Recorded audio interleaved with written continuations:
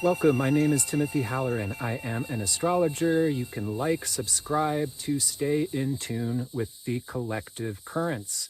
In these videos, we talk about the nature of the times for all life on planet Earth. In this video, we're talking about the end of June 2024.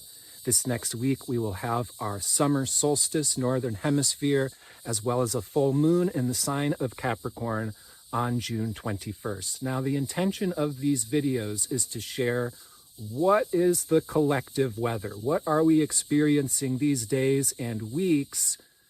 And also to better understand what are the planets and what are the zodiac signs to heal the relationship between humanity and nature. So we're shining a light on what is natural. The zodiac is no man-made system.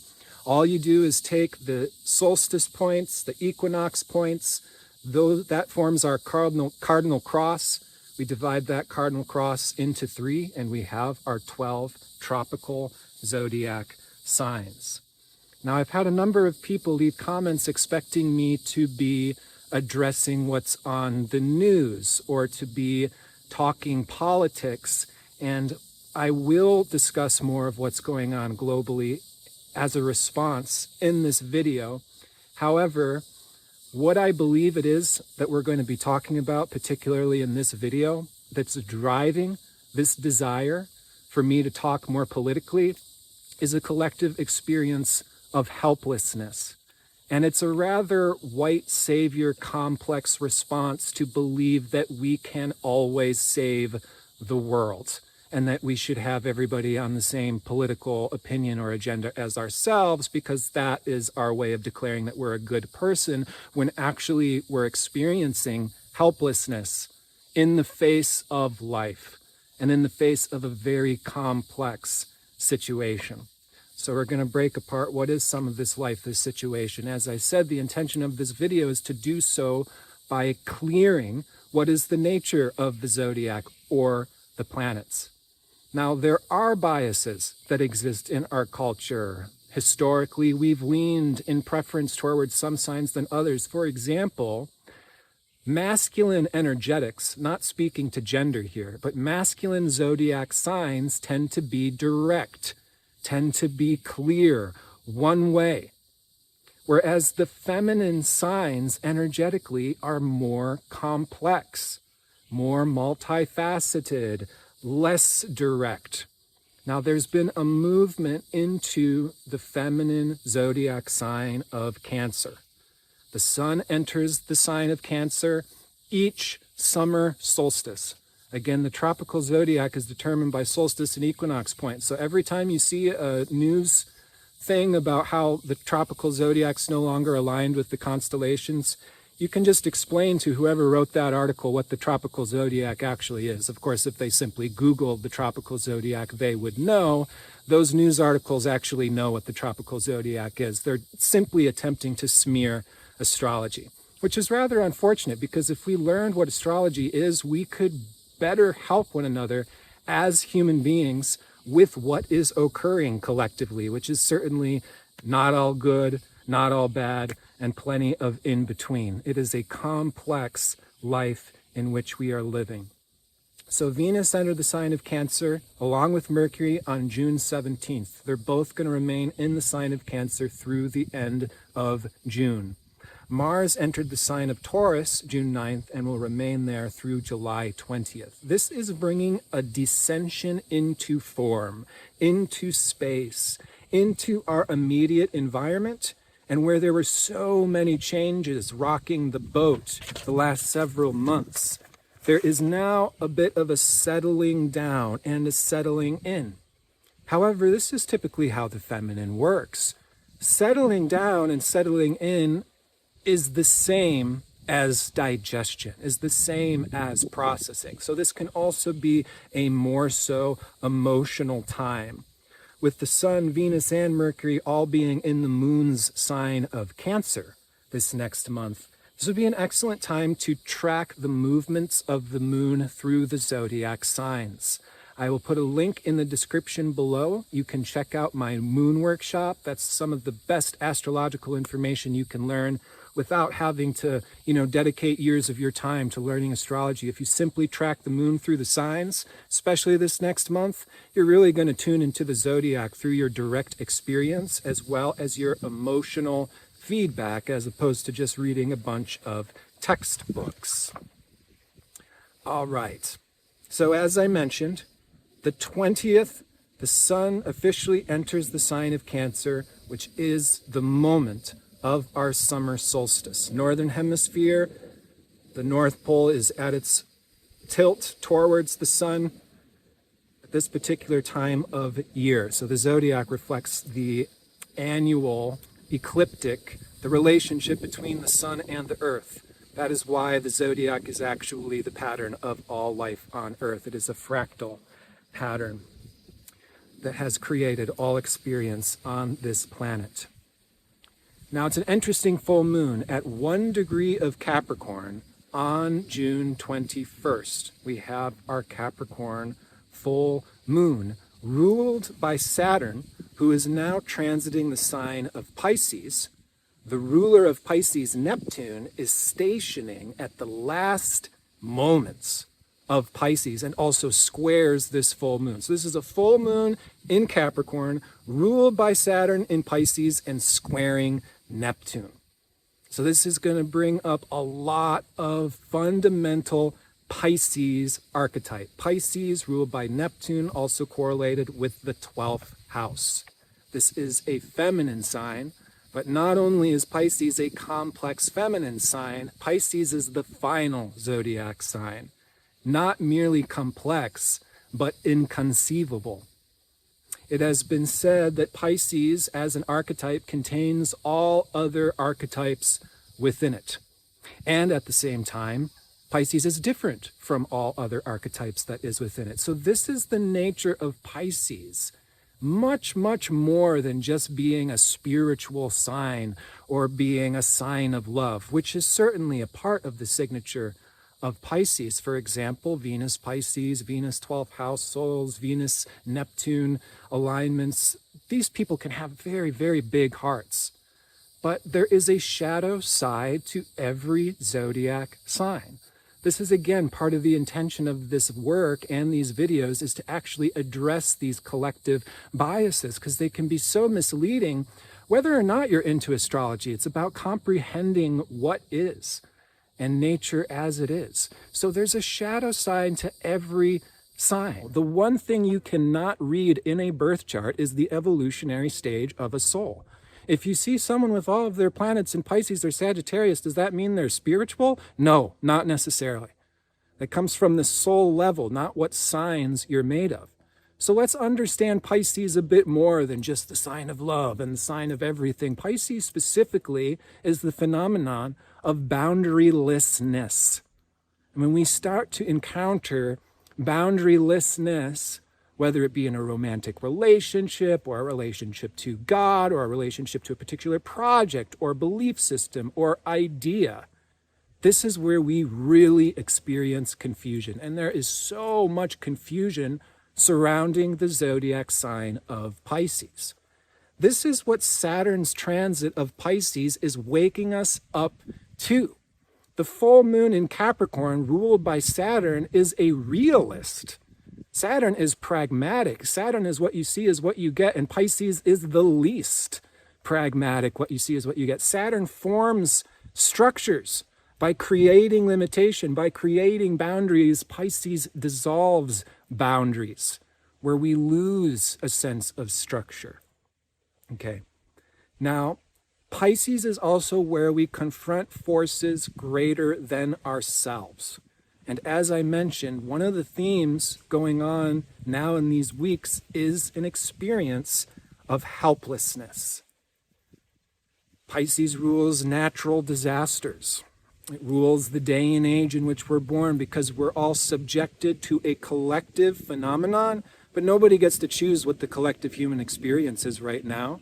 The collective experience is chosen by the collective. We are individuals.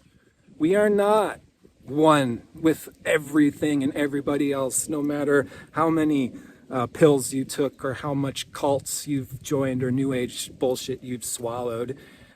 This year, while the North Node transits Aries, the major evolutionary direction is actually towards honoring individuality, honoring separation, honoring each their own path, and everyone must go to the beat of their own drums. Since this last eclipse season, springtime 2024, we've seen this Chiron in Aries healing, wounding crises, which has to do with the healing of our independence, the autonomy, the confidence to initiate our own path through life, as well as healing the fundamental masculine, as Aries is the protective, defensive function. Now, while we saw this eclipse conjoining Chiron, what has been going on in the news, what has been going on collectively, is we're seeing the worst side of Chiron in Aries, the wounded masculine, reactivity, fighting, war. That's been collectively driving this experience of helplessness. How can we watch this mass genocide and not be able to do anything? And, these nations being so corrupted and feeding, tons of money for genocide. What can we do about that? Again, people want me to validate that the genocide and the war is bad in this video. Obviously it is. What do you think? You need me to say that for it to be true? I'm confused by this needing to join whatever is being said on the news. What I will say is that this Chiron in Aries is reflecting back to us via the news and via the collective, the worst of Aries. This is where Aries can go very wrong, where reactivity can lead to chemical reactions that build up on top of themselves until you have something that's unpreventable, like a forest fire. That's what we're seeing on the news. But it's more complex than there simply being a one way to do things, because the North Node in Aries is about honoring individual differences, that we're not always going to be uniform, that we're not always going to be agreeing. And that's truth. That's something to honor. So what we're seeing from the news and the collective is feedback of that Chiron in Aries crises, by viewing the worst possible version of that, by seeing the total failure. And at the same time, we do need to be learning how to protect ourselves. That's the actual evolutionary intention. I don't think genocide and war is the right way to go about it. But how do we go about it is the question and the theme of the day. There's going to be a level through which we have to protect ourselves from being swept off our feet, being merged into a codependent relationship or an abusive person, or simply being swept off our feet into somebody else's world. Every individual has something different that they're offering the collective. That's why I began this video restating my intention is to explain the energetics of these times as opposed to being a news source. That is my contribution. If I try to do everything, I'm one person. I can only focus on one thing at a time. So Capricorn, ruled by Saturn. This is the ruler of war. Mars ruling the North Node is the ruler of war. What can we do is the real question, because Saturn's transit of Pisces, now conjoining Neptune, brings up a theme of charity. We're all being affected by this collective that we're all connected and influenced by in some way, shape, or form. What, therefore, is charity? What, therefore, is goodness? Where do we need to connect or disseminate resources in order to uplift the whole? That's what Pisces is. And yet, if you know anything about Pisces, again, Pisces people can be very compassionate. Can be, not necessarily. Can be very compassionate. Can have very big hearts. Want to open up and take on and uplift this world. And Pisces knows more than anyone else what happens when you take on too much, when you open up too much, when you merge too much. You lose yourself. There is a fine line between authentic spiritual sacrifice, such as giving of our energy and focus to uplifting the world versus pathological sacrifice, where we think that, you know, this experience of helplessness drives us to invent something that we want to be helpful. Like, you know, in the new age, there's tons of pretend, you know, oh, you know, I'm a witch, I'm a wizard. Oh, you know, I got this new download where I wave my fingers and I take all the energy, you know, it's like the ASMR energy people. Oh yeah, you know, I'm taking all the energy off of you. You're right. You feel that? It's totally not psychosomatic, right? That's confusion, right? That is someone trying to help via pretending that's not actually helpful. This full moon's going to wake us up to that. Saturn's transit of Pisces is revealing the underbelly of Pisces. And it's not just love and light. Shadow Pisces is straight up deception. Pisces is where we deceive others and ourselves. Well, if I go to church every weekend, I'll be saved and go to heaven, or whatever it may be. It's like, does that have really to do with love? Does that really have to do with uplifting the human spirit? That's what Saturn in Pisces wants to get to. I'm noticing a lot of Saturn returns in Pisces for deeply creative souls, or natural healers, or people that are going to be involved in serious charitable endeavors. That's the opportunity of this time, but this brings up more questions than answers, especially with the full moon in the sign of Capricorn squaring Neptune, the last degree of Pisces. This Capricorn Cancer polarity, because the full moon is when we see the moon in Capricorn, on the other side of the earth is the sun in Cancer. So this Cancer Capricorn polarity is the maternal, paternal drive. Cancer wants to take care of, make our house nice, bring our friends in, cook them a meal, tell our stories, and we create safe space to release our inner emotions. Hey, I'm confused. Hey, I'm helpless. Hey, I don't really know what's safe or not safe for me right now. We have to have the safe space to have our warm bowl of soup, to put our feet up by the fire and emotionally digest. That's the maternal sign of Cancer. The opposite sign, Capricorn, is very pragmatic. It's what are we building in the world? And Saturn in Pisces is asking us, is this realistic? Is this real? Or have we just drawn images in the sand? Because the sand castles right next to the ocean are about to get sucked in. This full moon's going to wake us up to these discrepancies. It's like, hey, are we really being honest? Do we really know what we're doing? Can we really provide something that's fruitful? Because again, this Neptune signature does bring up this theme of helplessness. Pisces is fundamentally that which we do not have control over. Saturn is the planet that wants to have control over. So what we're all experiencing right now is this nebulous, inconceivable, how much do you hold on and how much do you let go? And how much do you need to hold on to something or somebody in order to preserve, protect, and build from that point moving forward? And how much do you need to let go? Like a pot being repotted into a bigger plant to have more space, to be able to grow in its own flow, in its own way. Pisces asks us where we can get out of our own way in order to actualize our gifts as creative channels. Pisces is about clearing out egoic distraction so we can be hollow like a hollow reed, which is where the word holy comes from. When we are truly hollow, which comes through the function of the sign of Virgo opposite to Pisces, that's where we remove our ego. That's where we come back to our actual role in relation to the whole. And we're not gods on this planet. We're a little bit more like ants when we know our Virgo place. But that hollowedness is what opens us up to become channels. Then the hands of God can work through us. Then we can receive the feedback from the universe of where to go and what to do, even if it does not make any logical sense.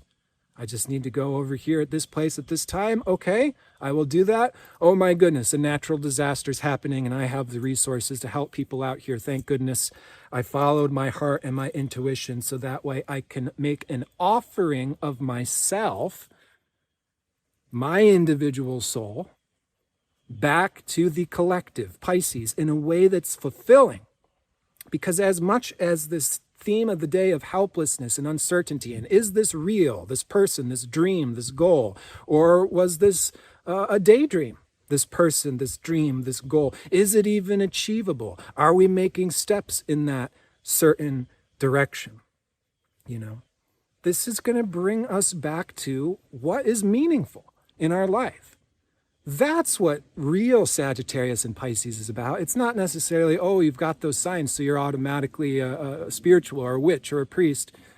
Those signs are oriented towards creating a topographical map of meaning.